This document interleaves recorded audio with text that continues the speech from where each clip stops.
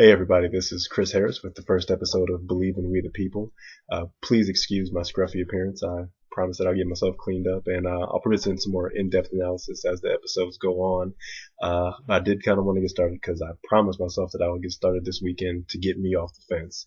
And I told some people about it, so I don't want to look bad. So here's the deal.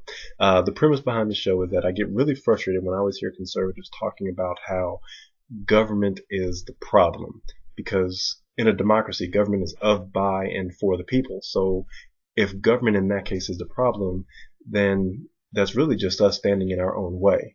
Now, the way I see it is that the actual problem there is that we tend to elect people who say government is the problem, elect me and I'll prove it, and then they proceed to do so.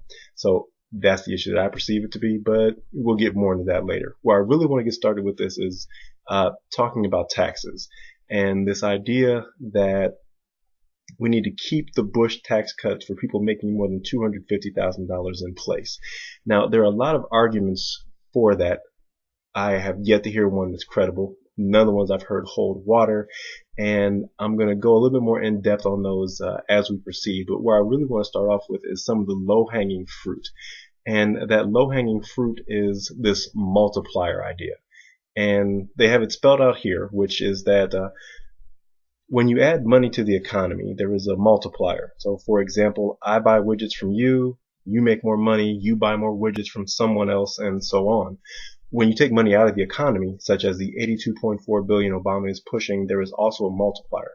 Therefore, the $82.4 billion represents a much bigger draining in income than the Obama tax hike. Let's go over a couple of reasons why that argument doesn't quite hold water. The first one is that $82.4 billion they're referring to, when left in the hands of the wealthiest among us, doesn't actually have the multiplier effect that they're describing, because it's not going to buy widgets or to buy any consumable goods for that matter. What it ultimately goes to is the financial sector. So we're talking about money that gets moved around, generates interest, generates dividends, generates bond yields, but doesn't actually produce any goods. So what it really does is it concentrates that wealth into the benefit of a small portion of our economy, ultimately the wealthiest among us.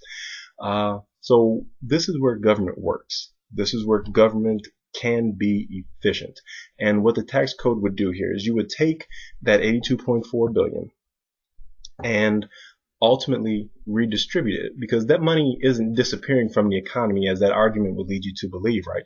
That money's going into the government, and as conservatives are quick to tell you, all government is good for is spending money. The money is going to get spent. It's going right back into the economy. So where's it going to get spent?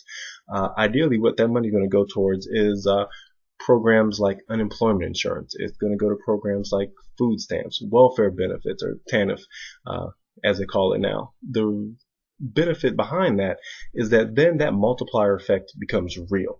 The multiplier effect actually goes through consumable goods, widgets as they describe it. So you give someone who absolutely has to spend that money the money, and they go out and they spend it. They use that money to buy food. They use that money to keep the lights on, things like that. So when we talk about that multiplier effect, the best way and the most bang you're going to get for your buck out of that is to put that money into the hands of people who are going to spend it because they don't have a choice. Savings isn't really an option for them. And so what happens? That multiplier effect then goes out because sales drive the economy. So as people buy more, you have to produce more. At a certain point, producing more does require you to hire more people. At a certain point, selling more does require you to hire more people. And that's how you get your economy moving. That's how you get yourself out of a jobless recovery. So the idea that taking that $82.4 billion and sending it into the government is somehow sending it into a black hole where it's completely being sucked out of the economy is just flat out false. All that's happening is that money is going from people who are just going to use it to make more money to people who are going to spend it for things that they need and things that will ultimately benefit the economy as a whole for all Americans. Because let's be honest, when you go to the store and spend money, at the end of that chain, at the end of that multiplier effect, there's a wealthy person making a profit. So what we're ultimately saying is, let's give that money to people that need it. Let's get the economy going as a result. And at the end of the day, wealthy people will still make a profit, just won't be quite as much. So that's what I wanted to start off with, that low hanging fruit there. So I'll be back next week, and believe in we the people.